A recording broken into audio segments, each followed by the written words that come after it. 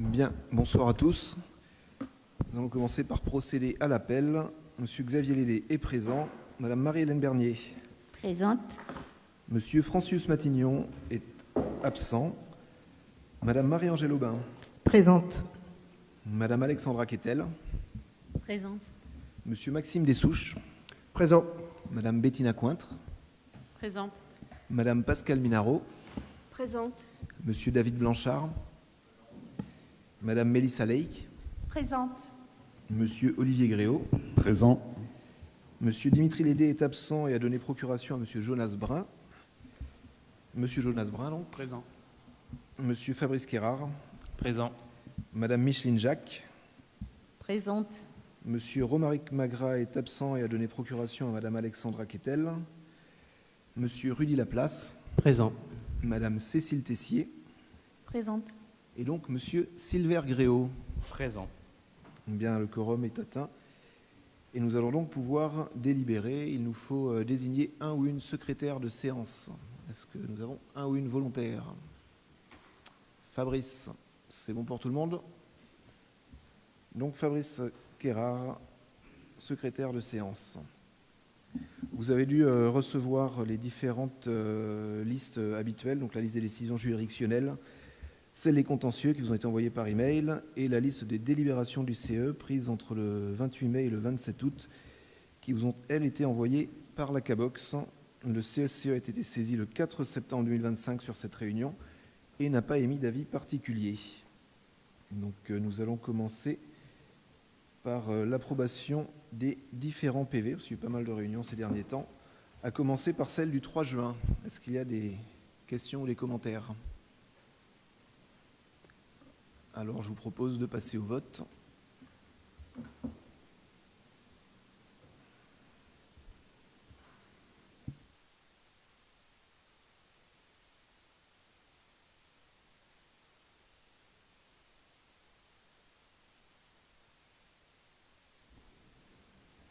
Bien. 17 pour, une abstention, donc adopté à l'unanimité.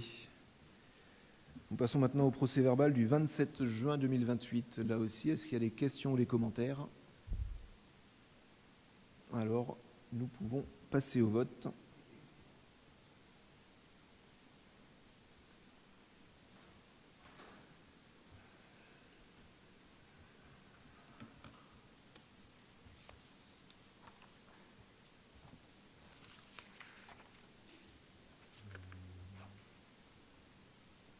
« 17 votes pour et une abstention. Le point est adopté à l'unanimité. Le PV suivant est celui de la réunion du 30 juin. Questions, commentaires? Alors, nous passons au vote.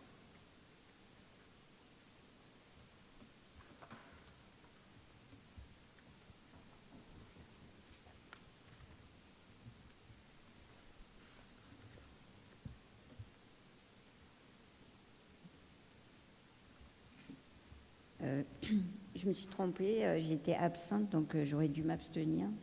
C'est bon? Merci.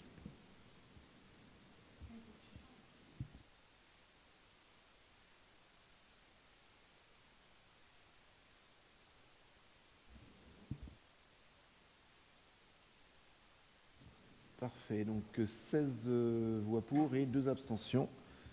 Le PV est adopté à l'unanimité. Et enfin, le PV du 2 août 2025.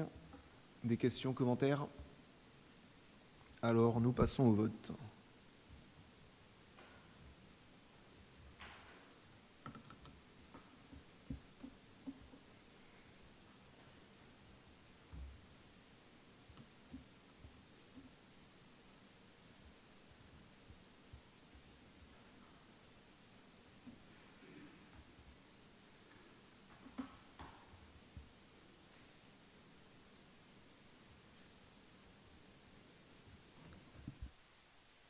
David?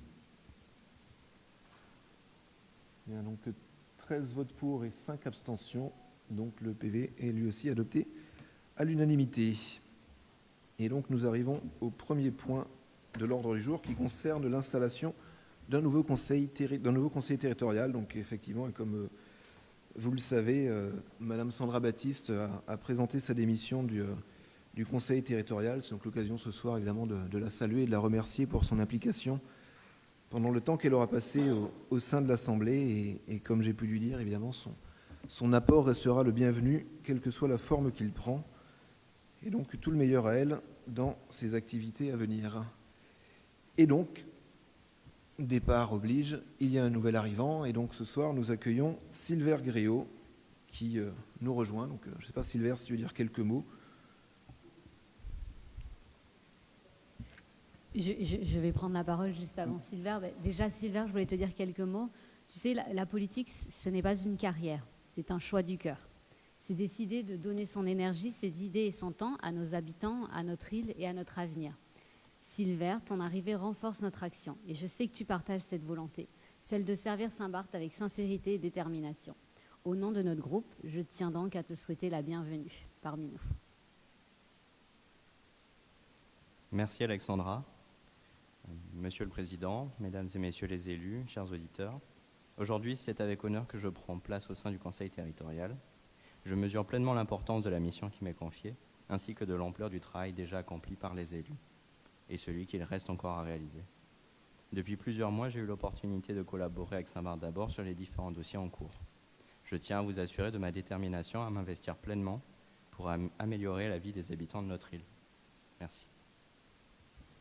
Merci Silver. Et donc je précise qu'après, on reprendra une délibération certainement en octobre sur l'accès aux différentes commissions. Mais évidemment, j'invite les présidents de commission à accueillir Silver indépendamment de cette délibération qui viendra pour qu'il puisse travailler dans de bonnes conditions avec nous tous. Et donc je vous propose juste de voter pour acter cette arrivée et cette nouveauté au sein du Conseil.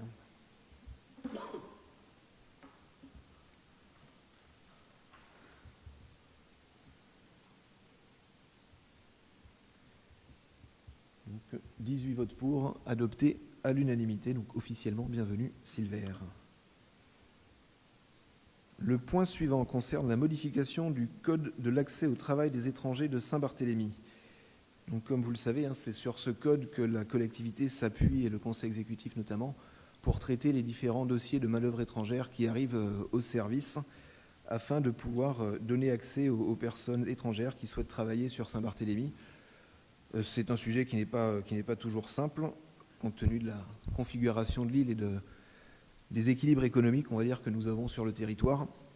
Néanmoins, là, un des objectifs principaux était de pouvoir se caler et de se coordonner avec la préfecture, qui, elle, émet les titres de séjour, alors que nous émettons les titres de travail pour éviter qu'il y ait des périodes de carence ou des périodes où les uns et les autres se renvoient la balle sur les autorisations.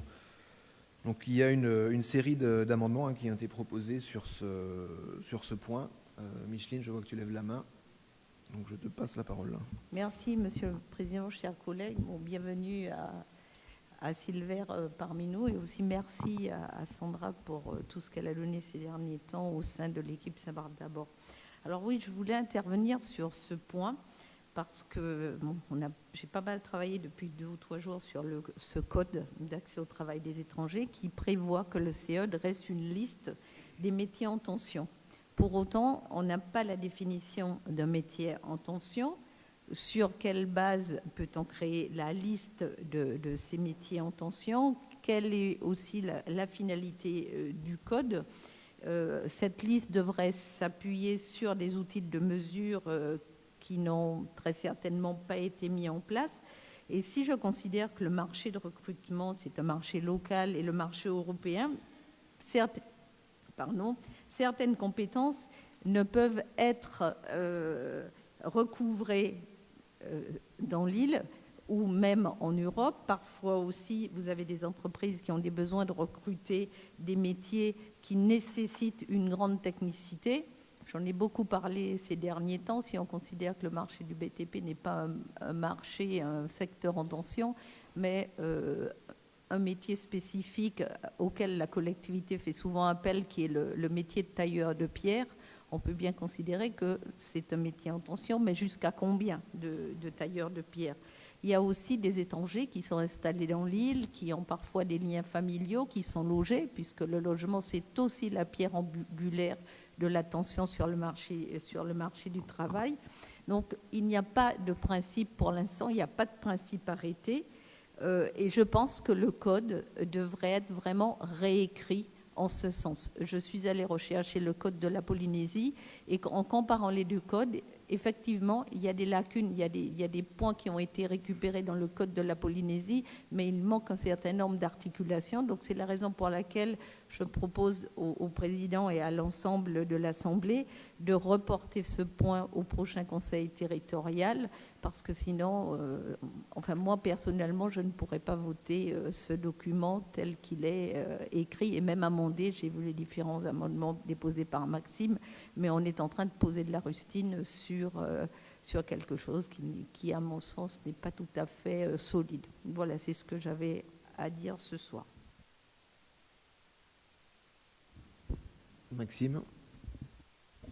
Je suis un peu d'accord avec Micheline sur le fait qu'effectivement, c'est un code qui est sorti déjà il y a pas mal de temps et qui nécessite certainement d'être revu, je dirais, dans son ensemble. Simplement, à l'heure actuelle, vous avez pu voir les amendements qui ont été proposés par notre groupe sont des amendements essentiellement rédactionnels qui n'ont pas vraiment, je dirais, d'impact, entre guillemets, mais qui permettent d'alléger quand même et de corriger un certain nombre de choses.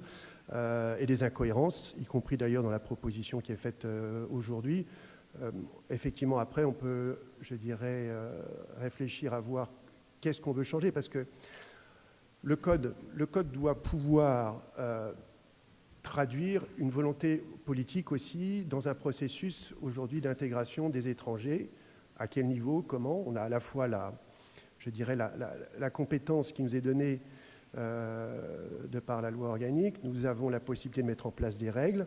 Est-ce que ces règles sont suffisamment bien adaptées? Et je pense qu'avec le recul que l'on a maintenant sur le traitement des dossiers, où on voit effectivement les problèmes qui sont les plus récurrents, je dirais d'une manière générale, en 2007, lorsqu'on a mis en place la SEM, on avait justement pour vocation de mettre une espèce de correspondance entre les besoins des entreprises et la disponibilité sur place des gens qui sont résidents pour pouvoir trouver un travail sur place, plutôt que de faire venir du monde de l'extérieur, que ce soit des nationaux, des européens ou des internationaux, avec effectivement la problématique du logement. Juste un petit mot sur le logement, justement, avec un retour sur les dossiers qu'on a vus, où on a vu quand même énormément de dossiers dont les caractéristiques de logement qui étaient offerts aux personnes étrangères est scandaleuse. Je le dis ici publiquement, et beaucoup de dossiers ont été refusés sur cette base. C'est important, et d'ailleurs c'est assez intéressant parce que ce que nous on voit au niveau de la main-d'œuvre étrangère en matière de conditions de logement, malheureusement on ne voit pas ce qui se passe au point de vue emploi en dehors justement de la main-d'œuvre étrangère. Donc il y a, pour moi c'est une espèce d'échantillonnage qui est fait, qui montre qu'il y a des réels problèmes au niveau du logement. Je rappelle quand même qu'il y a un code de la construction d'habitation qui oblige à avoir certaines caractéristiques en ce qui concerne les logements décents. Notamment, on doit avoir une chambre qui fasse au moins 9 mètres carrés.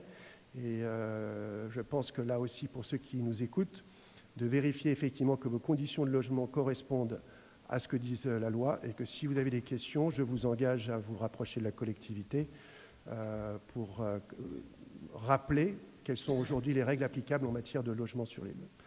Maintenant, je pense qu'on peut quand même procéder à l'étude des amendements qui, encore une fois, n'ont pas vocation à régler tous les problèmes, mais permettront déjà à court terme de régler les problèmes, je dirais, de lecture du code et de cohérence entre les articles.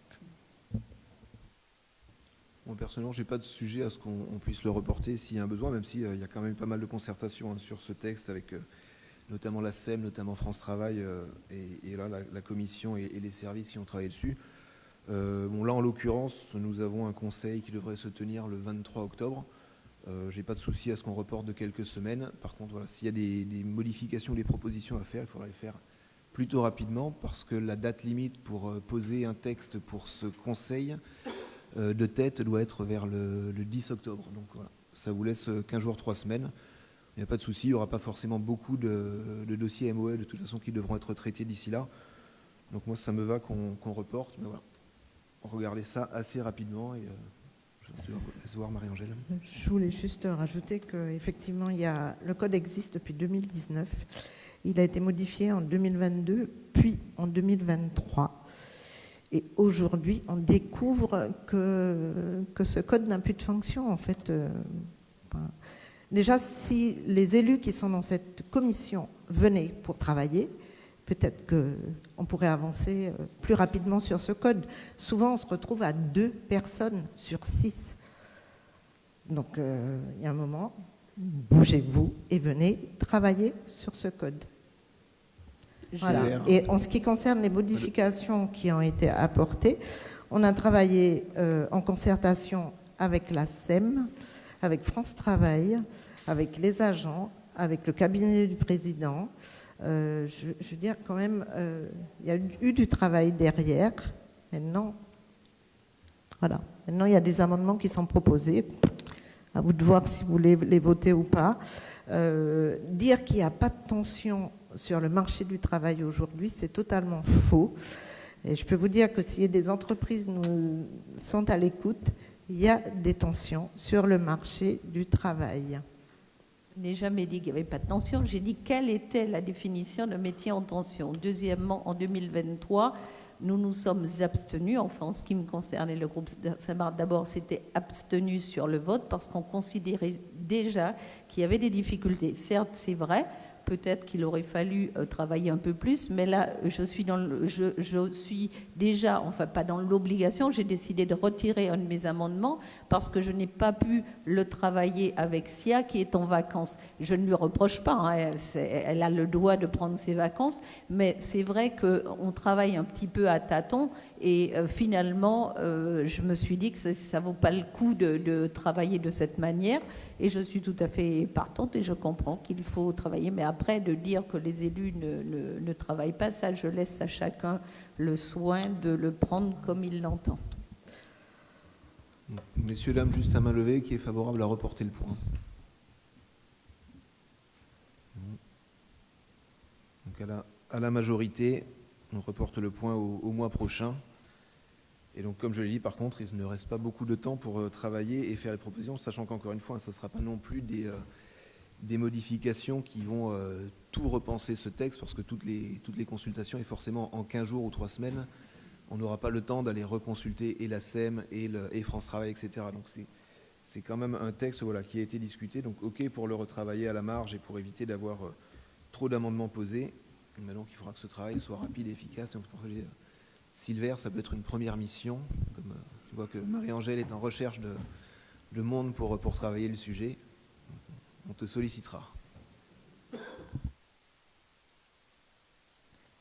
Pourquoi pas.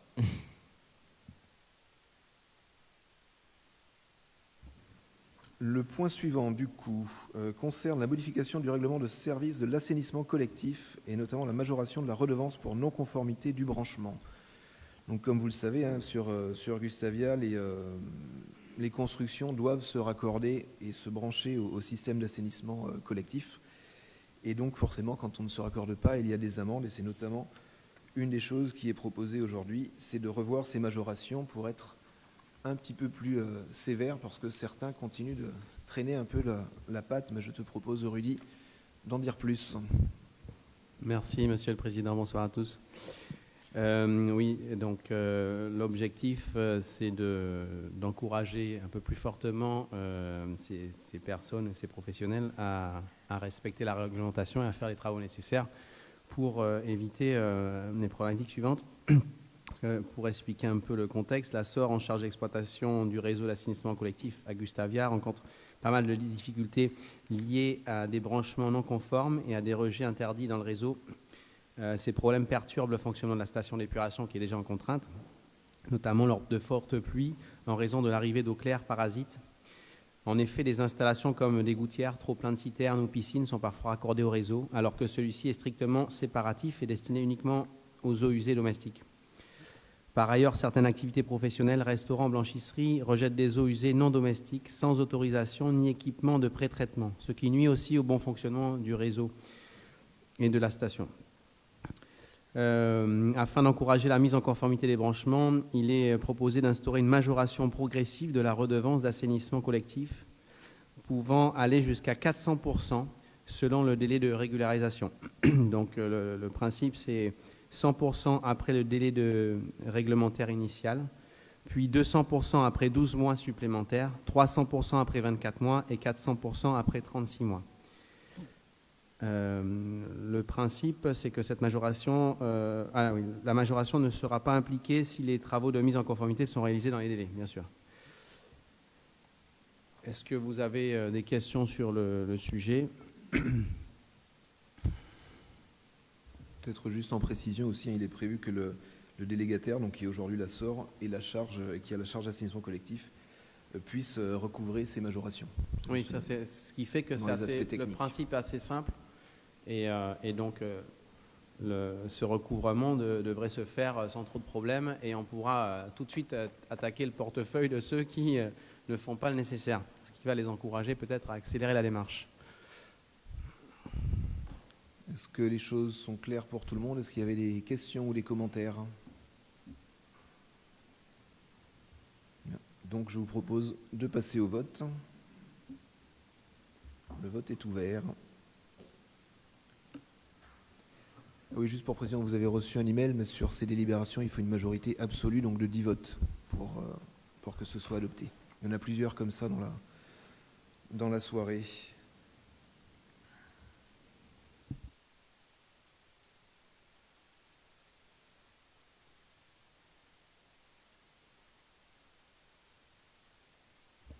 Parfait, donc 18 voix pour. Le point est adopté à l'unanimité. Le point numéro 4 concerne la modification, cette fois, du règlement territorial de l'action sociale par l'ajout d'une clause sur la participation du bénéficiaire de l'allocation personnalisée autonomie, donc qui permettra qu'il n'y ait pas de reste à charge pour les personnes bénéficiant de l'APA à domicile. Cécile, est-ce que tu veux nous en dire plus? Oui, je vais être assez brève. Bonsoir, Monsieur le Président. Bonsoir à toutes et à tous. Alors, l'APA, c'est l'allocation personnalisée d'autonomie. Elle est destinée à financer les besoins liés à la perte d'autonomie des personnes âgées, à domicile ou en établissement. Elle est attribuée sur la base d'un plan d'aide et comporte une participation financière du bénéficiaire, un reste à charge, calculé selon ses ressources. Seulement, les coûts d'accompagnement à domicile augmentent. Donc, le versement de l'APA au niveau national pour les prestataires est de 24,58 €, alors que le coût au niveau local est pour l'instant de 27 €. Donc, cela leur crée un écart de 2,42 € et augmente progressivement le reste à charge des bénéficiaires. Actuellement, 3 personnes sont concernées sur l'île. À noter qu'une nouvelle évolution est à prévoir, passant à 28,60 € au niveau local, soit un écart de 4,02 €, ce qui équivaut pour les 3 personnes à charge à 663,30 € mensuels pour les 3 personnes. Donc, une nouvelle clause est proposée ce jour avec l'ajout au règlement territorial de l'action sociale d'un chapitre sur l'exonération du reste à charge qui aura pour principe d'exonérer totalement la participation des bénéficiaires d'APA à domicile lorsqu'un service autonome à domicile agréé intervient. La participation qui aurait dû être payée par le bénéficiaire serait directement réglée par la collectivité au prestataire sur présentation de factures signées par le bénéficiaire ou de son aidant. Cette exonération permettra une meilleure accessibilité de l'aide à domicile, permettant de favoriser le maintien à domicile plutôt qu'une entrée en EHPAD, quand on sait qu'on n'a pas énormément de place en EHPAD aussi. Donc voilà. Parfait, ça me semble assez clair et explicite. Effectivement, si nous pouvons mieux accompagner, comme tu dis, aujourd'hui il n'y a pas forcément beaucoup de personnes, mais on sait que les chiffres vont forcément augmenter. Donc c'est bien d'anticiper, et même si ce n'est pas beaucoup de personnes, de pouvoir accompagner. Est-ce qu'il y a des questions ou des commentaires? Micheline? Merci, Président. Alors, moi, je suis tout à fait d'accord avec l'idée qu'il faille prendre en charge le grand âge. D'ailleurs, une loi du 8 avril 2024 a été votée à la suite des problèmes de maltraitance et d'isolement des personnes âgées. Donc, pour aider les gens, oui, il faut mettre un service d'aide à domicile, qui est de 4 ans, puisque j'ai eu Madame Di Natale hier qui m'a dit qu'il y avait 4 personnes. Mais je trouve que cette délibération dans l'aide n'est pas encadrée et cela peut créer, on n'a pas de vision sur le long terme, on ne sait pas dans quelle politique publique elle s'inscrit d'une manière plus globale, puisque oui, c'est maintenir les personnes à domicile, mais qu'est-ce qu'on prévoit aussi pour remplir l'isolement, qu'est-ce qu'on prévoit pour de l'accompagnement, qu'est-ce qui est mis en place. Et on sait très bien qu'à Saint-Barthélemy, travailler à 28 € de l'heure, il y a des entreprises qui ont mis la clé sous la porte parce qu'elles n'avaient pas suffisamment de taux horaire et de travail pour pouvoir embaucher un certain nombre de personnes. Donc c'est un métier certes qu'il faut valoriser, mais pour le moins il faudrait à mon sens l'encadrer pour éviter les dérives. Je ne sais pas comment sera aussi contrôlé puisque c'est la présentation d'une facture mensuelle et d'un justificatif qui sera facturé par le bénéficiaire ou l'aidant familial. Donc, est-ce que le service Action sociale a les moyens aussi de vérifier? Parce qu'il y a aussi, pas spécifiquement à Saint-Barthélemy, mais on note aussi un certain nombre de dérives qui a fait dont la fraude aux actions sociales est devenue monnaie courante ailleurs. Je ne dis pas que ce sera le cas à Saint-Barthélemy, mais il faut quand même malgré tout mieux encadrer cette action, à mon sens. Bon, je n'ai pas déposé d'amendement parce que j'estime qu'il fallait aussi laisser la chance aux autres de parler, avoir l'avis, mais le débat est ouvert sur ce qu'il y a à faire et comment après, dans le futur, amender cette décision. Pour ce qui est du contrôle, il est effectivement mis en place. Madame Dinatal, accompagnée de Monsieur Delas, faisait les contrôles. Ils ont tout bien contrôlé. Elle suit très bien les dossiers. Donc, pour l'instant, je pense qu'on peut faire confiance aux travailleurs sociaux et à la directrice qui font très bien leur job. Et juste de précision, l'APA elle-même est cadrée. Donc ça vient en complément. Donc ce sont des personnes qui sont déjà dans un cadre qui vont tenir ce complément. La deuxième chose, c'est que c'est aussi destiné à des personnes qui travaillent avec des sociétés agréées. Et donc forcément, cet agrément, il va avec un ensemble d'obligations des entreprises. Donc il y a quand même ces deux... J'entends qu'il faut peut-être penser et revoir certaines choses, mais il y a quand même d'ores et déjà deux garde-fous assez précis, même si je pense qu'il restera du travail à faire, et notamment sur les critères d'accès à cette aide, où voilà, il y a peut-être des choses à revoir, notamment pour prendre en compte les frais, des fois, qui ne sont pas pris en compte. On ne prend en compte que les recettes. Donc il restera forcément du travail à faire, et ça pourra revenir, mais il y a quand même un cadre et une sécurité autour de ce qui est proposé. Est-ce qu'il y avait... Pour avoir rencontré, je ne vais pas rentrer dans les détails et les discussions d'une certaine société qui travaille à Saint-Barthélemy, mais il y avait des problèmes aussi de désaccord sur des taux horaires, des prises en charge de la distance d'un domicile à l'autre. Bon, c'est pour toutes ces raisons, c'est toutes ces raisons qui m'inquiètent et qui me font vous alerter. Après, chacun décidera en son âme et conscience. Non, mais on est au courant, on en a parlé en commission d'affaires sociales, on était un certain nombre d'élus. Les gens sont contrôlés. Et la personne, pour garder son agrément, doit se plier aux règles, sinon elle n'aura pas son agrément. Elle est vraiment contrôlée, je te rassure. Après, il faut savoir qu'il y a des personnes âgées qui ont des petites retraites quand même, donc on ne peut pas les laisser comme ça non plus. Mais il y a vraiment un contrôle qui est mis en place, je vous assure. Au niveau de l'APA, oui, tout est encadré. Et concernant la tarification, il y a une réflexion au niveau national. Je sais que Amandine a fait une réunion très récemment, justement sur l'idée que chaque département puisse mettre en place sa tarification en fonction de la région et en fonction du niveau de vie. Expérimentation qui est en cours dans plusieurs départements. En fait, je pensais que l'objectif aussi était de la mettre en place ici.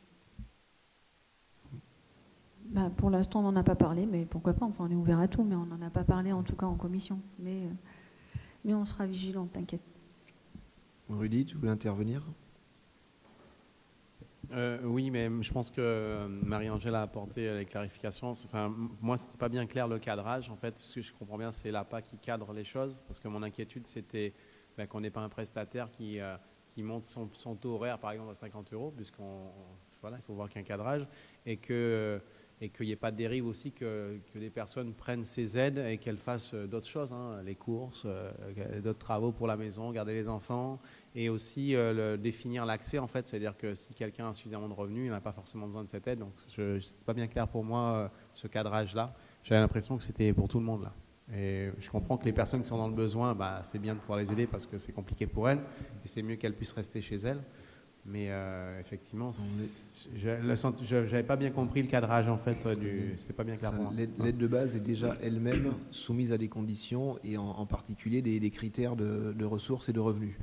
Et à la limite, c'est presque trop restrictif des fois, parce qu'on se rend compte quand on rentre dans le détail que certaines personnes devraient pouvoir bénéficier et n'en bénéficient pas. Donc il y a quand même un vrai cadre, c'est pas pour tout le monde. On a fait le tour des questions. Alors je vous propose de passer au vote.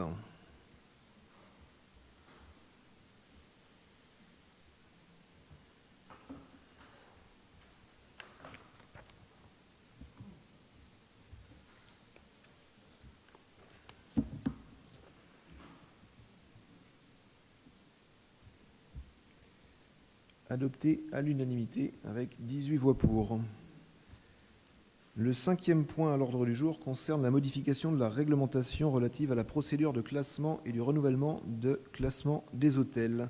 Donc ça fait aussi partie des points pour information qui nécessiteront une majorité absolue, donc de 10 votes. Mélissa, je te passe la parole directement pour expliquer un petit peu les différentes modifications qui sont prévues. Merci, Monsieur le Président. Bonjour à tous. Donc, après la révision en 2020 par le Conseil territorial, il a été adopté la participation financière des établissements et introduit la dématérialisation via Atout France. Il est aujourd'hui nécessaire de mettre à jour ce cadre pour qu'il reste adapté aux besoins de nos hôteliers et à l'image de notre territoire. Les principaux ajustements portent sur la simplification de la procédure, avec un renvoi direct au référentiel Atout France en rigueur, le maintien d'une période unique de dépôt des demandes, garantissant efficacité et mutualisation des évaluations, le renforcement des conditions de conformité, paiement des taxes, respect de l'assainissement qui était déjà en vigueur, contrôle aléatoire, et une clarification des procédures de radiation, modification, abrogation du classement. Lors de nos travaux en commission, nous avons aussi évoqué la possibilité d'une classification propre à Saint-Barthélemy. La réflexion est amorcée et nous allons travailler sur ce point-là au niveau de la commission des affaires économiques. Merci Mélissa. Est-ce qu'il y a des questions ou des commentaires sur ce point? Alors s'il n'y en a pas, je vous propose de passer directement au vote. Pardon, Pascal. Oui, merci. En fait, je tenais quand même à souligner que Atout France, par rapport aux critères de l'hôtellerie qu'on trouve à Saint-Barth, n'est pas tout à fait adéquat aux spécificités de l'île. On en a déjà parlé plusieurs fois. Donc ça, c'est une chose. Donc mon avis est très mitigé vis-à-vis du classement d'Atout France. Et la deuxième chose, je voudrais savoir où est-ce qu'on en est avec le label, parce qu'on en a parlé l'année dernière, de notre propre classification. Il y a eu des études qui ont été faites pour le label et depuis pas mal de temps, on n'a pas trop de nouvelles et de retours à ce sujet. Donc, merci. Effectivement, et c'est bien pour ça qu'il a été proposé cette classification propre. Effectivement, au niveau du label, cela fait partie en fait de ce label. Aujourd'hui, on est dans l'attente de la stratégie, de plan stratégique au niveau du territoire. Tu le sais, on a été dans pas mal de réunions quand tu étais présidente au niveau du CTTSB. Aujourd'hui, nous n'avons pas encore l'adhésion. Ils veulent la vision, en fait, les acteurs socioprofessionnels veulent la vision touristique de l'île. ce que Alexandra et le CTTSB sont en train de travailler sur le sujet. Donc voilà, le label est fait. En fonction de la vision et de la stratégie touristique, il sera amélioré pour pouvoir être mis en place. Ok, merci.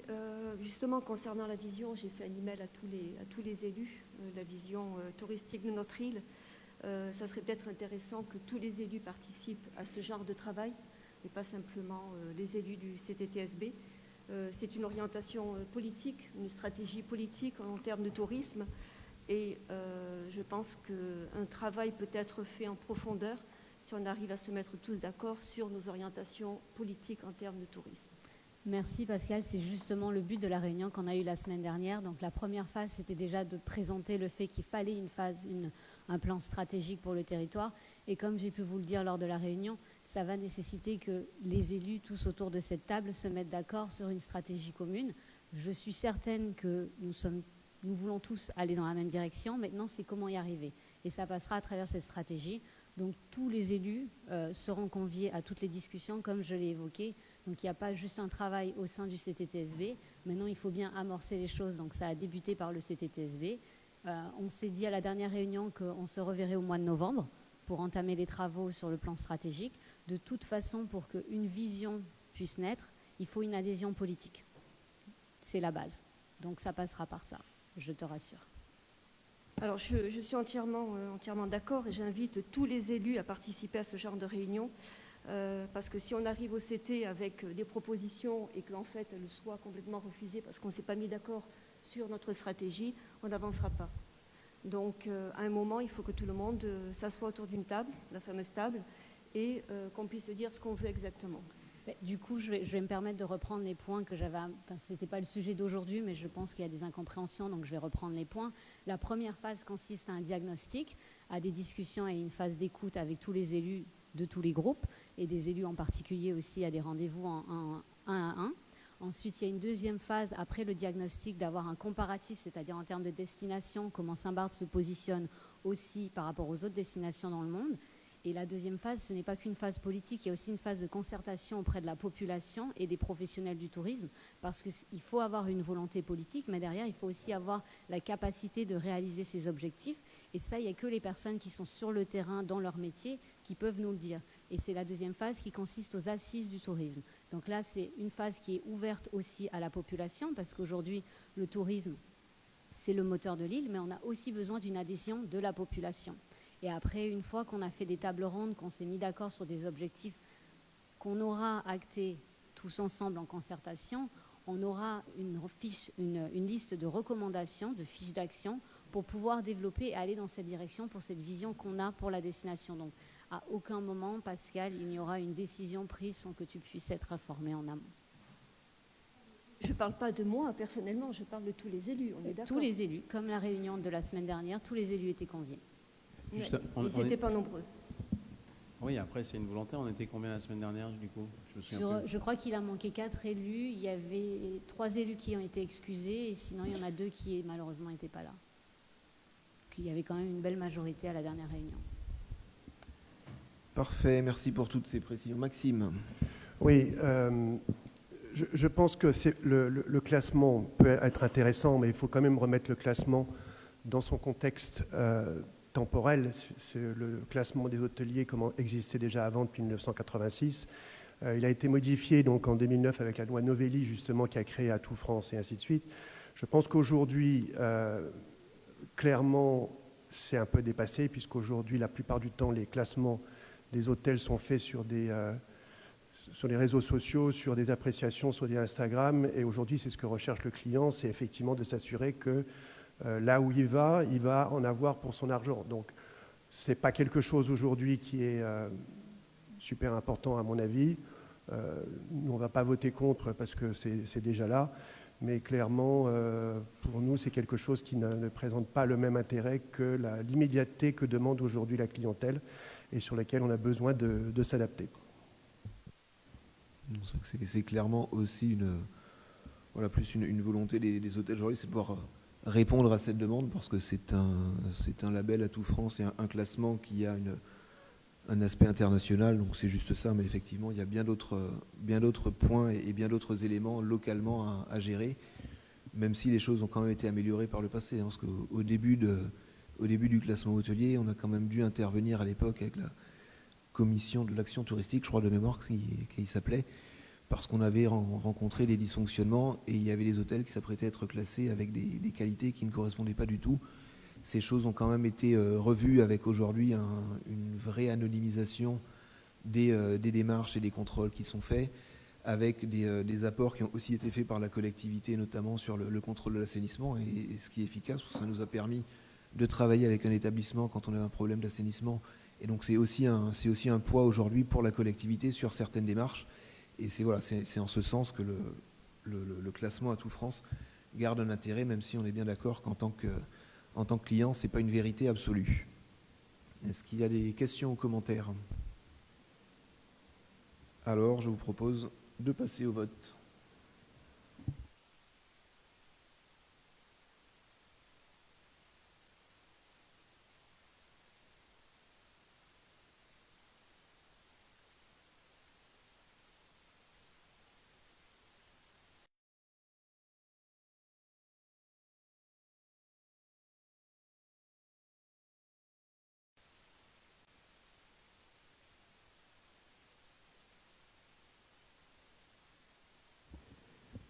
Parfait, donc avec 10 voix pour et 8 abstentions, le point est adopté. Et nous pouvons passer au suivant, qui concerne l'approbation et autorisation au président à signer l'acte de jumelage entre la collectivité de Saint-Barthélemy et l'île de Saint-Thomas.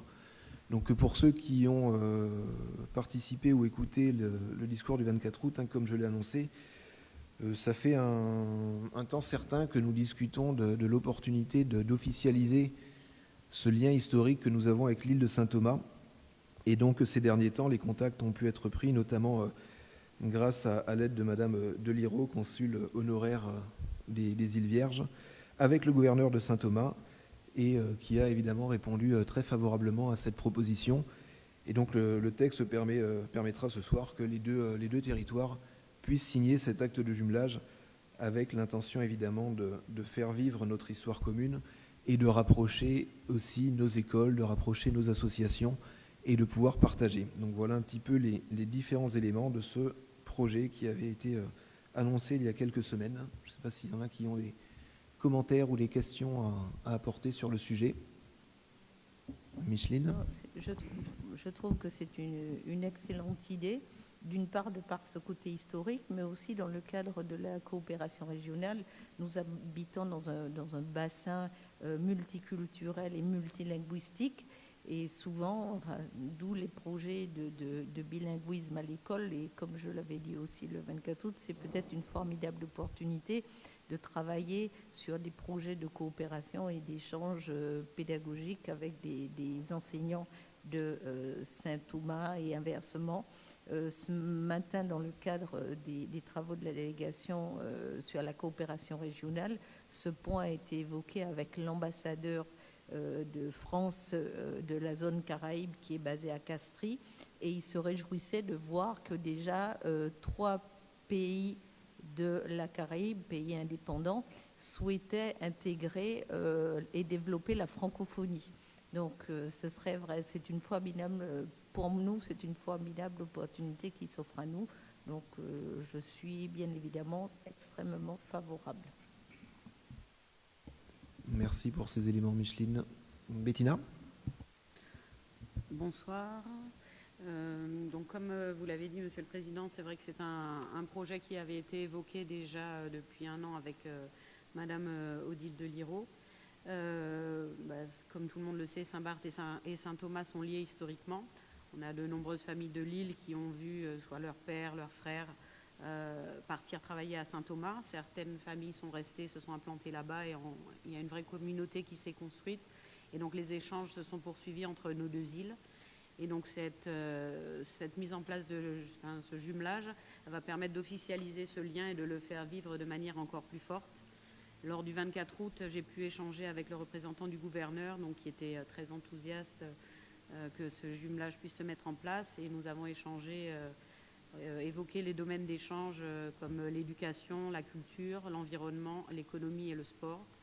Et donc ce jumelage va permettre de mettre en valeur une étape importante de l'histoire de notre île et de renforcer les liens entre nos deux îles. Merci Bettina. Et je le précise, on l'a déjà dit, mais évidemment pour faire vivre ce jumelage derrière, il y aura certainement besoin d'une association un petit peu dans le même principe que l'ASBAS aujourd'hui fait vivre le jumelage avec Pitéo. Et donc si les contacts et les échanges se font déjà avec un certain nombre de personnes, j'invite tous les auditeurs qui seraient intéressés pour participer et être partie prenante sur ce projet à ne pas hésiter à se rapprocher de la collectivité pour être mis en relation. Pas d'autres questions ou commentaires ? Alors, nous pouvons passer au vote.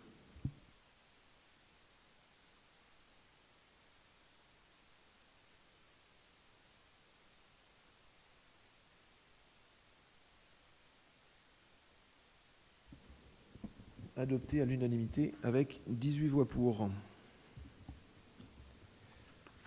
Le point suivant, qui semble être attendu, si j'en crois l'assistance dans la salle, concerne la mise à disposition de terrains pour l'installation temporaire d'équipements d'EDF dans le cadre du renouvellement des moteurs de la centrale de Public. Donc voilà, c'est un euphémisme de dire qu'il y a besoin de faire des travaux à EDF et pour la qualité de l'usine et pour la capacité de production et voilà la capacité à garantir à toute l'île un accès à l'énergie qui soit régulier et correct. Donc du travail est en cours depuis un temps certain et c'est encore accentué ces dernières semaines avec EDF notamment. Reconstruire une usine, évidemment, ça demande de la place et donc c'est pour ça que dans les travaux, il y a besoin d'une installation d'usine temporaire pour pouvoir ensuite démonter l'usine actuelle ou en tout cas les moteurs qui seraient remplacés et pouvoir avancer sur les travaux. Maintenant, comme vous le savez, Saint-Barth n'est pas non plus extensible. La zone de Public en particulier est pour le moins contrainte et l'espace disponible sur le terrain d'EDF l'est encore plus. Et c'est donc pour ça qu'il a été demandé à la collectivité de pouvoir aider et de mettre à disposition des terrains.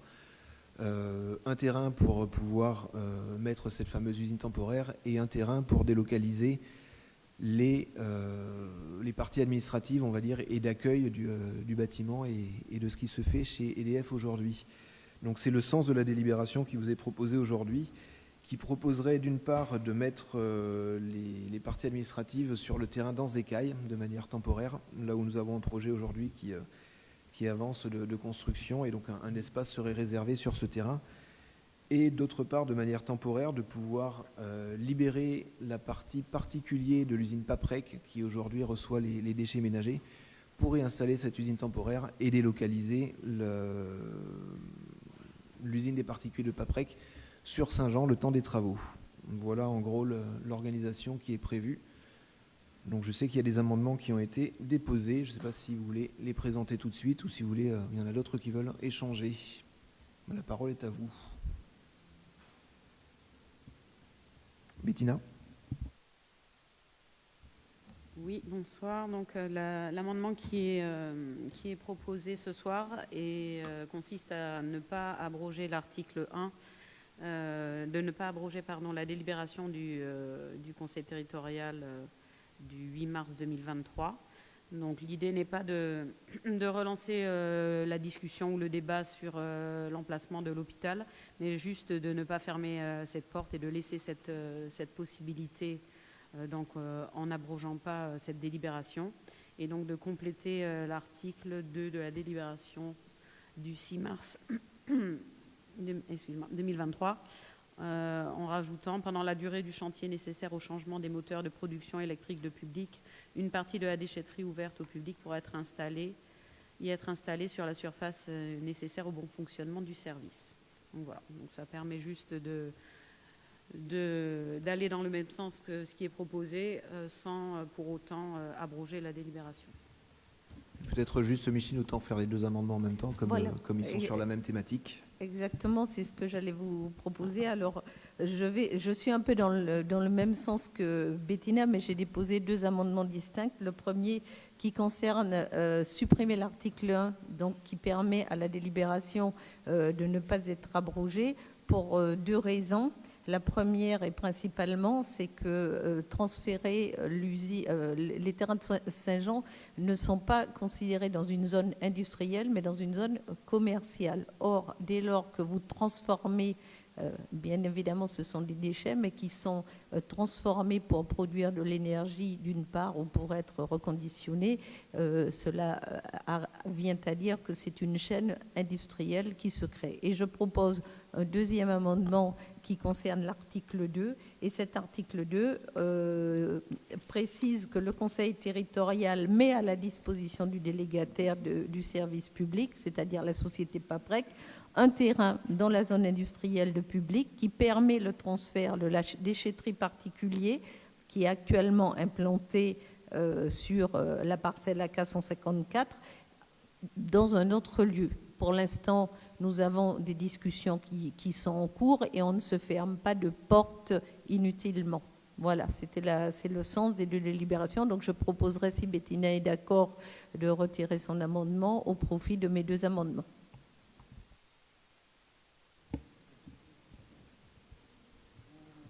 Non, on va voter les amendements, on verra après. Certains vont dans le même sens, mais il y a une nuance quand même. Ce que je peux vous proposer, c'est de sous-amender ton amendement, Bettina, simplement en rajoutant sur l'article qui dit que la déchetterie serait bougée sur le terrain, que la collectivité se réserve le droit de proposer un autre terrain dès lors qu'il y aurait une opportunité qui se présente et que voilà, il n'y ait pas besoin, parce qu'en fait, concrètement, hein, la délibération de ce soir, elle est avant tout pour rassurer EDF qui veut voir que la collectivité a bien un emplacement qui est disponible et acte le fait que l'usine temporaire pourrait être mise sur le site aujourd'hui de Paprec. Donc le point premier, c'est d'acter que ça ne sera plus à Paprec. Après, effectivement, voilà, pour avoir quelque chose qui soit plus ouvert et ne pas se fermer de porte et ne pas avoir à repasser par un vote du Conseil, si ça va à tout le monde, moi je propose voilà, de rajouter cette phrase sur l'amendement de Bettina. Oui. Vous permettez, j'aimerais juste faire remarquer que dès lors qu'on va installer la construction de cette usine EDF, on en a pour plusieurs années, 7 voire 10 ans maximum, ce qui signifie que vous bloquez toute construction d'hôpital. Si vous souhaitez le mettre à Saint-Jean, vous les bloquez pour 7 à 10 ans. Mais c'est tout. Je veux juste attirer votre attention sur ce sujet. Après, libre à chacun de délibérer en pleine connaissance de cause. Maxime. Oui, d'abord, je voudrais corriger quand même un concept. Ce n'est pas un site industriel, puisque c'est un site uniquement de collecte de déchets. Si c'était le cas, ça veut dire que chaque fois qu'il y a des poubelles qui sont mises, comme à Grandfond ou ailleurs, on pourrait considérer dans ces cas-là qu'on est sur un site industriel. Là, c'est juste collecter les déchets qui ont été envoyés vers un site industriel, ce qui n'est pas la même chose. Je pense que la proposition actuelle est une proposition qui est raisonnable. D'abord, je pense que EDF est parfaitement au courant de l'implication de la collectivité pour trouver des solutions, puisque je rappelle quand même que les solutions de déménager Paprec pour pouvoir mettre en place les 25 MW de production temporaire qui sont nécessaires est d'abord un effort qui a été fait par la collectivité, le fait de convaincre aussi Paprec pour pouvoir le faire. Et tout le monde a bien joué le jeu pour trouver effectivement des solutions. On sait qu'on est sur un territoire qui est extrêmement contraint. Je dirais que EDF a loupé, mais ce n'est pas leur faute parce que ça vient de plus haut, la possibilité d'utiliser un autre terrain qu'on avait trouvé juste à côté, qui aurait permis certainement de pouvoir faire avancer le chantier. Mais là aussi, je dirais la nonchalance de l'État et du ministère donc de l'Énergie a fait qu'on a loupé cette opportunité. Donc là encore, on se retrouve à trouver des solutions pour pouvoir faire avancer les choses. Je rappelle que c'est une installation qui est de toute façon extrêmement temporaire. Comme vous savez, il y a 2 parcelles qui sont extrêmement grandes, donc elles seront mises dans un endroit, enfin la partie collecte des déchets se fera de façon à gêner le moins possible l'environnement, et encore une fois, il n'y aura pas de problème, comme j'ai pu l'entendre, de problème d'odeur, de rats, de ceci, de cela, puisque quand les bennes sont pleines, en matière de déchets ménagers, elles sont immédiatement emmenées à Paprec, qui va pouvoir les traiter. Donc la solution qui est proposée à l'heure actuelle permet de montrer une fois de plus l'implication de la collectivité en matière d'énergie alors qu'elle n'a aucune obligation, je le rappelle. Nous le faisons parce que nous le faisons pour le bien de la population, et si on ne le fait pas, pas grand-chose qui avancerait à l'heure actuelle. J'ai passé beaucoup de temps moi-même à essayer de trouver des solutions pour EDF, sauf qu'il n'y a jamais eu de matérialisation d'engagement de leur part. Encore une fois, ce n'est pas entièrement de leur faute, parce que malheureusement, ils dépendent de la DGEC et du ministère des Finances, et comme on le sait, celui qui paye l'orchestre choisit la musique. Donc à l'heure actuelle, je pense qu'une fois de plus, nous montrons notre bonne volonté à aider dans ce qui est important en matière de changement des moteurs qui ont parfois plus de 40 ans. Là aussi, il y a eu quand même un grand retard qui a été fait. Je sais par tous les agents qui travaillent sur les moteurs la difficulté qui est rencontrée, les problèmes de pièces, les problèmes de dénox qui vont venir. Donc c'est un problème qui est extrêmement complexe. Donc là encore, puisque donc, vous avez des agents EDF qui sont là, vous pourrez dire la collectivité est là et trouve des solutions quand il faut. Avez-vous fait une analyse du nombre du volume de déchets qui sera déposé, sachant que c'est à côté du supermarché et que les gens prendront la voie de facilité, du nombre de déplacements de camions entre Saint-Jean et Public, comptabiliser tout ça? Avez-vous une évaluation? Parce que pour avoir interrogé Fred, qui n'a pas, pour l'instant, ne peut pas mesurer ce qu'il en est, ce qui sera comme nuisance, comme empreinte carbone et tout ce qui va à côté. Alors que si vous avez un terrain à proximité à Public, il y a des discussions qui sont en cours, ou de terrains adjacents, cela ne nécessitera pas de roulement de camions intempestifs et permettra de pouvoir éliminer facilement les déchets. Deuxièmement, nous avons été hier en réunion de quartier. Ce qui revient, c'est le problème des poubelles et de tous les nuisibles qu'elle attire. Alors il faudra prévoir aussi un système pour éviter, parce que ça fera pas très fort d'avoir un certain nombre de nuisibles à côté d'un supermarché. Bon, ce sont des éléments. Moi, je vous propose de ne pas fermer la porte à toutes ces propositions et de voir ce qui est le plus pragmatique à voter ce soir. Un des problèmes que tu as en matière... Je pense que tout le monde est d'accord pour ouvrir la porte. Et juste pour précision quand même, parce que je pense que suite à tes questions, Fred m'a écrit tout à l'heure pour dire qu'il avait regardé et qu'il faut considérer à peu près 6 bennes par jour. Donc c'est pas un trafic colossal, sachant qu'en termes d'opportunité, il est quand même assez simple de se rendre à Public aujourd'hui pour jeter ses déchets. Je pense que les personnes ne vont pas se dire parce que c'est à Saint-Jean, on va y aller beaucoup plus. Je peux me tromper, mais je ne suis pas sûr qu'il y a un afflux énorme. Et évidemment, tout ça se fait avec des règles, si toutefois ça devait rester là-bas, mais effectivement, il y a d'autres discussions qui sont en cours et qui pourraient faire évoluer les choses. C'est l'évolution qu'avait fait d'ailleurs Paprec en matière justement d'emplacement potentiel donc sur Public. On avait fait le tour avec Chloé, il y avait des gens qui étaient prêts à mettre à disposition des terrains. Le problème que l'on rencontre, c'est effectivement la circulation routière. C'est-à-dire qu'on ne peut pas avoir juste une entrée et une sortie parce que vous avez une accumulation des véhicules qui fait que si on met sur Public, y compris du côté du cimetière, la circulation va être complètement bloquée. C'est pour ça qu'on avait évalué justement, à la demande d'ailleurs de Paprec, un autre site pour pouvoir non seulement avoir une surface suffisante pour les bennes, mais aussi avec suffisamment de recul, de circulation pour que ça puisse se faire dans les bonnes conditions. Hélène. Merci de me passer la parole. Ce matin, on a été avec David sur le site de Paprec justement pour voir si au niveau du terrain qui serait éventuellement possible d'acheter pour mettre la partie particulière de Paprec pour le temps de construire EDF, là, de remettre les moteurs EDF. C'est très compliqué de traverser aujourd'hui, enfin on l'a vu sur le site ce matin, je me suis rendue pour me rendre compte par moi-même si c'était possible, parce qu'à la base, j'étais absolument contre de mettre des poubelles à Saint-Jean.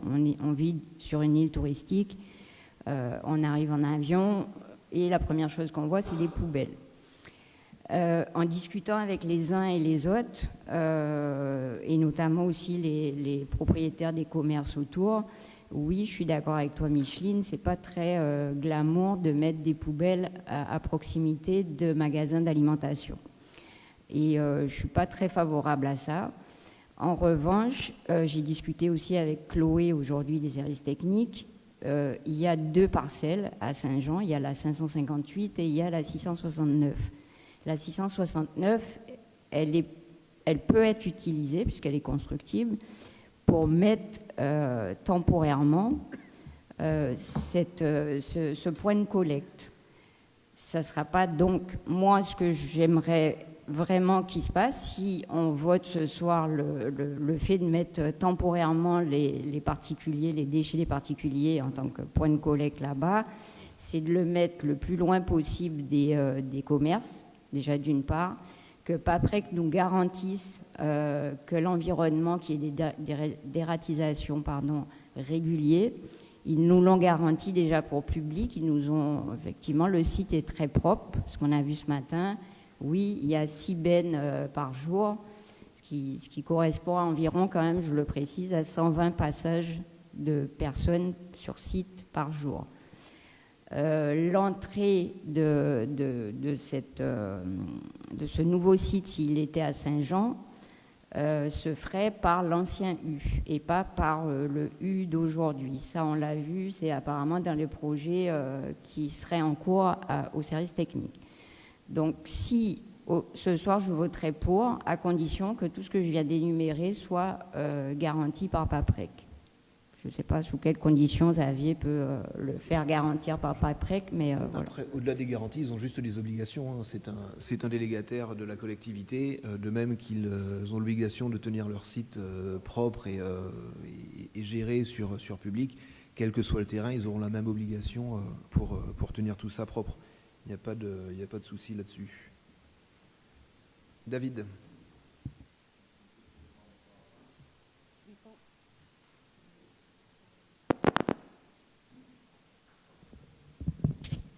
Oui, merci Monsieur le Président, bonsoir à tous.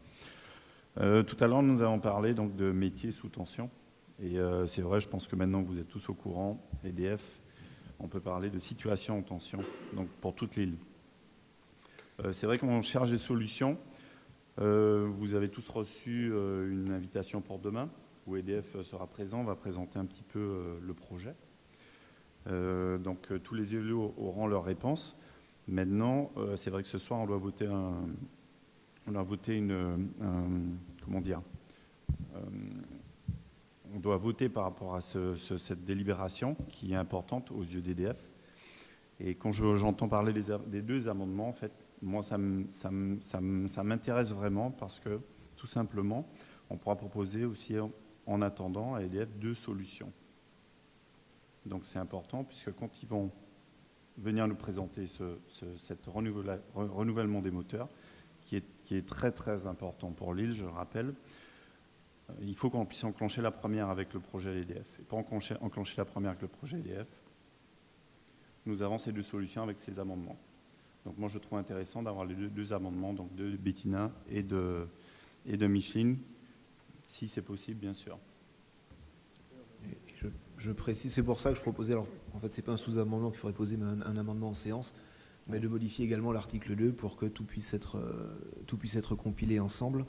Et même si je rappelle qu'on parle d'EDF, mais qu'on est aussi en train de gérer la situation d'un autre délégataire pour qui c'est pas forcément simple non plus, donc c'est pour ça qu'il faut aussi discuter avec eux et s'assurer que ce soit cohérent et fonctionnel pour eux. Donc après je sais pas, je vois qu'on a pas mal de personnes qui sont là, qui me semblent être rattaché à EDF. Je ne sais pas s'il y avait une inquiétude ou quelque chose que vous souhaitiez apporter aux élus, ou si c'est juste de s'assurer qu'il y a quelque chose qui est voté pour vous rassurer sur le fait que les travaux de l'usine pourront, on l'espère, avancer. Non, pas de particulier. Oui. Ok. Alexandra.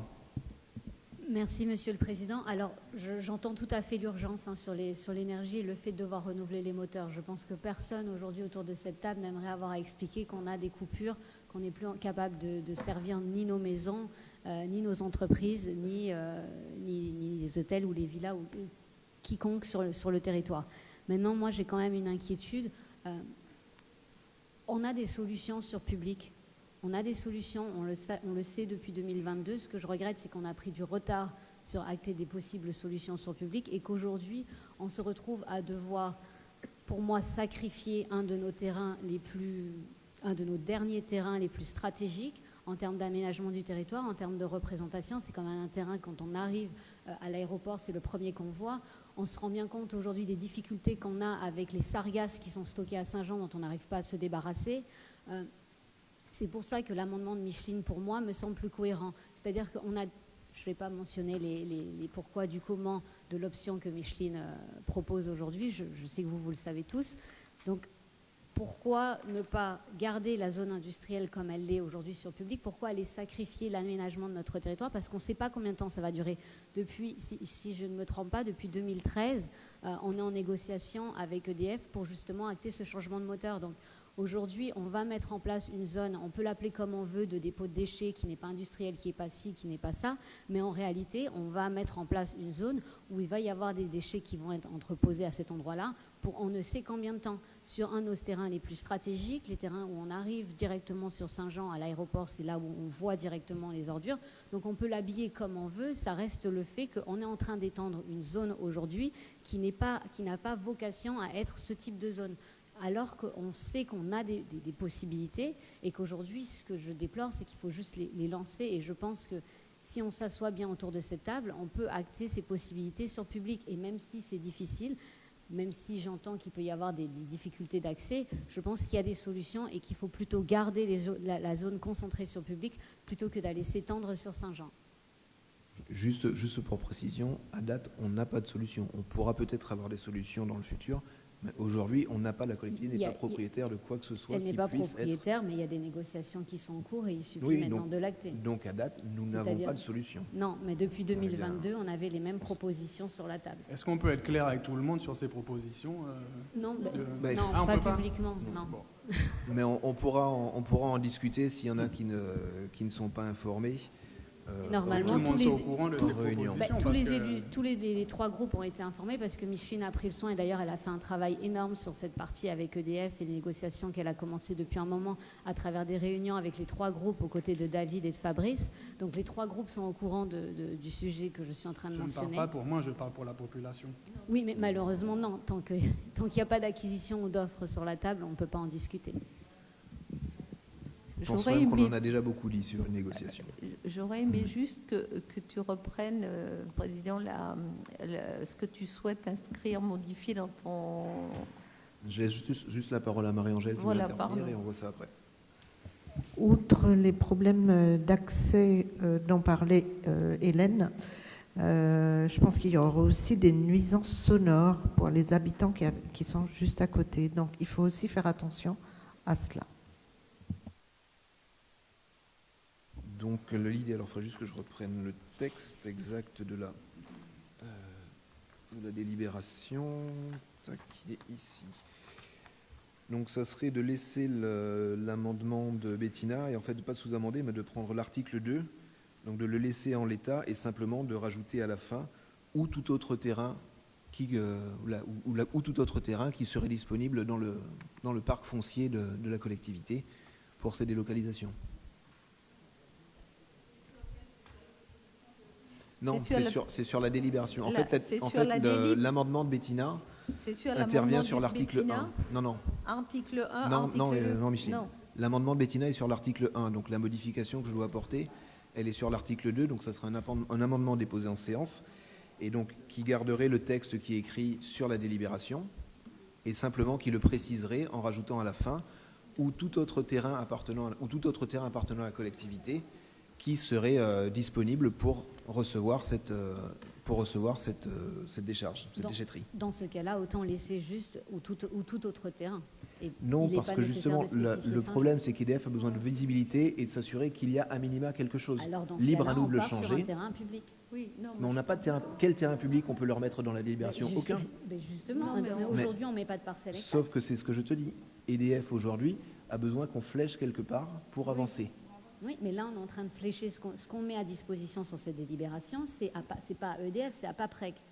Aujourd'hui, on est en train de proposer à Paprec une solution pour délocaliser une partie de leur filière. Non, mais c'est pour ça qu'il faut que la chose soit complètement cohérente. Non, alors sur ce coup-là, oui, je rejoins le président. C'est vrai que il faut rajouter, donc, transférer la déchetterie soit à Saint-Jean, soit, donc ça veut dire qu'on garde l'article 1er et on abroge aussi la délibération du Conseil, où l'article... Non, on prend l'amendement de Bettina. L'amendement de Bettina en article 1er et en article 2, on ajoute... ou tout autre terrain alors moi, disponible pour la collectivité. comme l'amendement de Bettina prévoit déjà ponctuellement Paprec, à ce moment-là, l'article 2, on pourrait le mettre, on pourrait simplement faire un copier-coller. Non, parce qu'en fait, l'article 1, il se réfère à la délibération précédente. Donc, il n'y a pas de raison qu'on rajoute ça dans la délibération qui n'a rien à voir au final. La délibération d'origine, c'est la délibération qui flèche le terrain de Saint-Jean pour l'hôpital. Donc, l'amendement de Bettina permet de dire ça reste fléché pour l'hôpital, mais nous permettons de libérer quelque chose. Donc, dans cette délibération-là, on ne peut pas préciser de dire qu'on va mettre une déchetterie ailleurs. Ça n'a pas de lien avec la première délib. C'est pour ça qu'il faut modifier le deuxième. Je me permets quand même de faire remarquer pourquoi on laisserait une partie qui dit que c'est fléché pour l'hôpital alors qu'on sait très bien que l'hôpital ne va pas aller à Saint-Jean. Peu importe, après ça ne change rien. Change rien pour EDF. Oui, mais pourquoi le laisser? C'est une proposition d'un groupe. Parce que je voulais dire, je me disais que comme l'amendement de Bettina en article 1 prévoit déjà de réserver une partie pour Paprec, c'est ce qui est mentionné dans l'article 1. Donc, qui prévoit déjà, donc l'article 2 de transférer la déchetterie actuellement sur la parcelle, ça revient strictement au même, enfin, à mon sens. Donc, il faudrait simplement mettre dans l'article 1, on prend l'article de Bettina, et dans l'article 2, on mettrait ou de transférer sur une autre parcelle. Ce que tu voulais ajouter, Xavier, tu peux l'ajouter en article 2 sans reprendre ce qui a été repris en article 2. C'est ce qu'il dit, c'est exactement ce qu'on dit depuis le début. L'article 2 qui est modifié en rajoutant simplement la possibilité d'avoir un autre terrain, le cas échéant. Non, mais ce qu'elle dit, c'est comme l'article 1 mentionne déjà la déchetterie, c'est pas la peine de le reprendre dans le 2. Mais on arrive au même résultat au final. C'est juste une question de redondance. Par contre, je suis désolée, je suis quand même obligée de revenir sur le fait que les élus vont voter sur une délibération qui dit qu'il y a un terrain qui est fléché pour l'hôpital, alors qu'on sait bien que l'hôpital va à Gustavia. Donc j'aimerais quand même comprendre la cohérence dans tout ça. Tu lis le rapport, tu auras le détail. J'ai lu le rapport, mais je veux dire, ça ne s'explique pas. Ça, c'est un rapport parce que vous l'avez décidé. Mais aujourd'hui, on sait que le fait est que l'hôpital sera construit. C'est un argumentaire.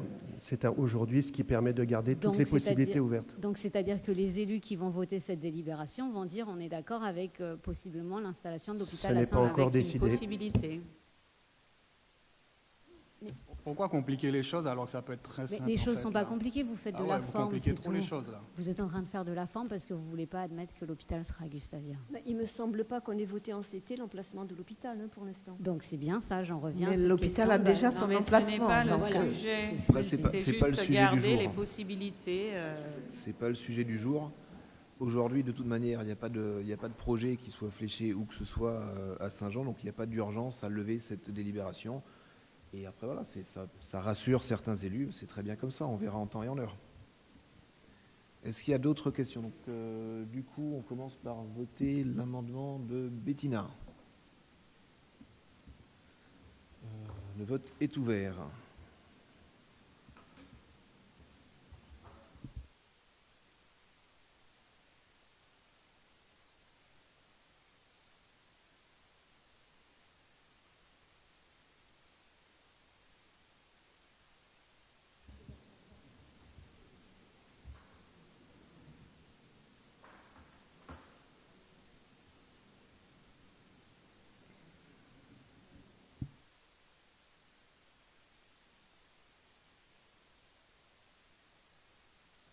Bien. Adopté avec 16 voix pour et 1 voix contre. Et un ne prend pas part au vote. Du coup, donc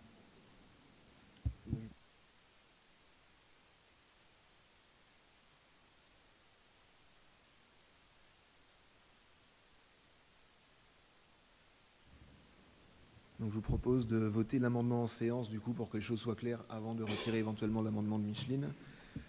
Donc un amendement déposé en séance qui remplacerait l'article 2 en mettant de laisser la possibilité à la collectivité de flécher la déchetterie vers tout autre terrain dont elle ferait l'acquisition ou qui serait disponible afin d'y placer toujours cette déchetterie.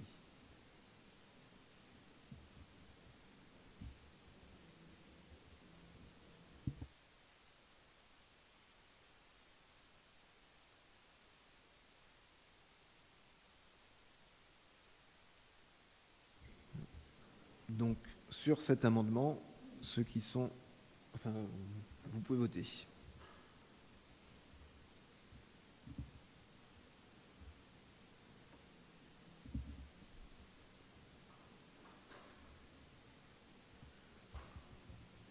Voilà, donc avec 17 voix pour et un ne prend pas part au vote, adopté à l'unanimité. Du coup, Micheline, je ne pensais pas la peine de Et voter. voilà, mes amendements tombent, donc ce n'est pas la peine de les voter. Ok, parfait. Il faut quand même voter le point ainsi amendé. Ça reste l'essentiel.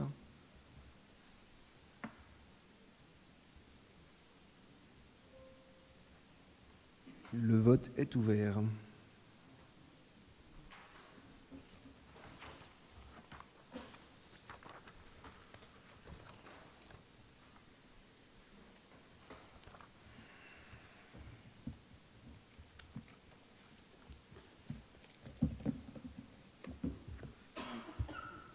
Avec 16 voix pour, 1 contre et 1 ne prend pas part au vote. Le point est donc adopté à la majorité. Le point suivant, le numéro 8, concerne l'approbation des tarifs de redevance relatifs à l'occupation du domaine public maritime pour l'année 2026. Donc nous devons revoir ces tarifs annuellement. Et donc la Commission des affaires économiques a proposé et a travaillé et propose de maintenir les tarifs de 2025 pour l'année 2026. Mélissa, si tu veux en dire un peu plus. Merci. Oui, effectivement, la Commission s'est réunie le 19 août dernier et a rendu un avis favorable pour le maintien de la tarification des autorisations d'occupation temporaire du domaine public maritime et plus particulièrement l'occupation privative, enfin pas l'occupation des plages.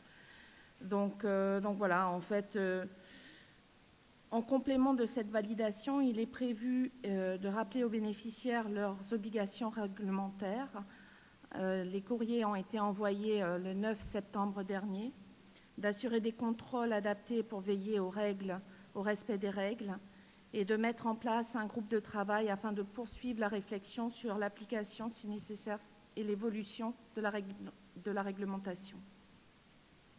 Donc l'utilisation de nos plages n'est pas un droit automatique, mais une autorisation conditionnée au respect de la réglementation et la préservation de notre littoral. Donc je vous invite à approuver cette proposition. Merci Mélissa. Jonas, je crois que tu avais un amendement sur le sujet. Oui, merci Monsieur le Président. En fait, mon amendement est très simple. En fait, le but, c'est d'aligner la tarification prévue pour les restaurateurs avec... prévu pour les hôteliers avec les restaurateurs, donc passer à 300 € le mètre carré pour les hôteliers. C'est une question d'équité entre les différents établissements. Je ne sais pas si vous avez des questions commentaires, parce qu'il y a, en fait, il y a aussi une non-équité, c'est que le nombre de places pour un restaurant ou pour un hôtel n'est pas les mêmes. Donc c'est aussi pour ça qu'il y avait une différence. Après, j'avoue que personnellement, je trouve que c'est un petit peu juste, parce que du coup, personne n'a été sollicité au niveau des professionnels. Donc je ne suis pas très favorable à ce qu'on le change comme ça en séance, mais je vous laisse débattre. Je veux juste préciser que pendant la commission économiste, où on a discuté de ce sujet, donc la commission a émis un avis favorable à la majorité. Je précise que je n'étais pas d'accord à ce moment-là. Oui, bien sûr, c'est à la majorité, comme toujours. Est-ce qu'il y a d'autres éléments ou commentaires ? Alors je vous propose de passer d'abord au vote de l'amendement du coup.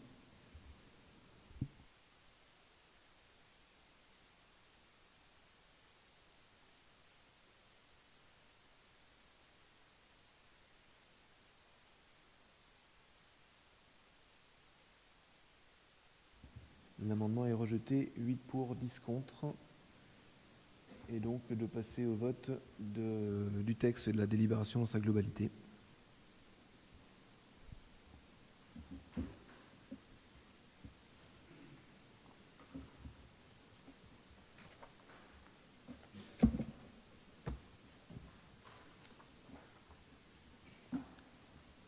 Adopté avec 10 voix pour et 8 voix contre. Le point suivant, le numéro 9, concerne l'approbation et autorisation au président à signer une convention de résiliation amiable anticipée et un bail à loyer pour un local de stockage. Donc en fait, tout simplement, la collectivité loue sur l'Orient un local de stockage pour les services techniques. Et donc, il y a une opportunité de changer de local en restant sur le même propriétaire. Donc simplement, voilà, il faut finaliser de manière anticipée le bail qui était en cours et valider la mise en place du nouveau bail, sachant que l'avis de France Domaine vous a été transmis et que donc, bon, je ne vais pas revenir sur le besoin de stockage, parce que même si la collectivité a quelques bâtiments, les besoins sont nombreux et donc ça permet de centraliser, même si les services techniques ont encore beaucoup de matériel qui est dispersé un petit peu partout sur l'île et qu'il faudra aussi réfléchir à une solution pérenne. Mais en attendant, voilà, ça permet d'avoir un lieu de travail correct. Est-ce qu'il y a des questions ou commentaires? Alors s'il n'y en a pas, c'est bon. Je vous propose de passer au vote.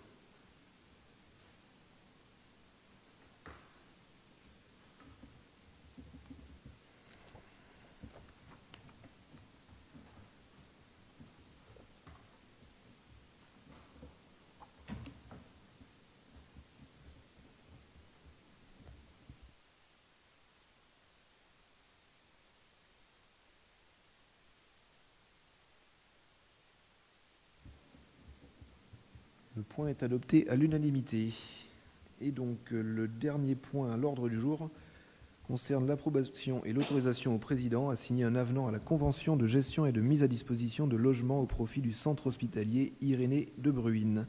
Donc là aussi, bon, c'est une convention qui nécessitera certainement un petit peu plus de toilettage et qui nécessiterait un petit peu plus de temps. Néanmoins, dans l'urgence et compte tenu des besoins, c'est vrai que la collectivité, nous étions engagés de manière informelle, mais à dire que dès lors que nous ferions les acquisitions immobilières, nous essayerions de répartir un petit peu entre les besoins de la collectivité, ceux de l'hôpital et ceux de l'éducation. Et donc c'est en ce sens, compte tenu des biens qui ont pu être rentrés par la collectivité, qu'il est proposé de rajouter 2 logements pour l'hôpital, un T3 qui se situe à Petit Cul-de-Sac et un T3 qui se situe à Vité et un T2 qui se situe à Petit Cul-de-Sac. Donc voilà, c'est juste pour pouvoir répondre aux demandes, sachant que au niveau de l'hôpital, les demandes aussi s'accélèrent un petit peu. Donc voilà, si ça peut donner une bouffée d'oxygène, on va dire, et apporter quelques solutions aussi sur le monde hospitalier, ça sera une bonne chose. Est-ce qu'il y a des questions ou commentaires? Maxime? Oui, en regardant le dossier, bon, comme tu sais, j'ai soulevé un certain nombre de problèmes dans la convention. Le plus important est que cette convention est postérieure au vote du règlement fixant les conditions de proposition. Donc c'est-à-dire qu'elle n'est même pas cohérente par rapport à notre propre règlement. Donc il faut qu'on revoie effectivement un certain nombre d'articles qui tiennent compte de la réalité, à savoir qu'il n'est pas question qu'il puisse y avoir des logements qui soient totalement gratuits. Et surtout, quelque chose qui m'a choqué, c'est qu'à l'heure actuelle, on donne 20% des loyers à l'hôpital pour gérer les appartements que l'on confie. Donc là aussi, pour moi, je pense que c'est quelque chose qu'il faut qu'on reprenne rapidement, mais je crois que c'est prévu au prochain... Ça sera effectivement travaillé rapidement. Là, c'est vraiment sur on va dire pour répondre à l'urgence aussi au niveau de l'hôpital et compte tenu des opportunités que la collectivité avait pour essayer d'apporter sa pierre à l'édifice. Est-ce qu'il y a d'autres questions ou commentaires? Alors, je vous propose de passer au vote.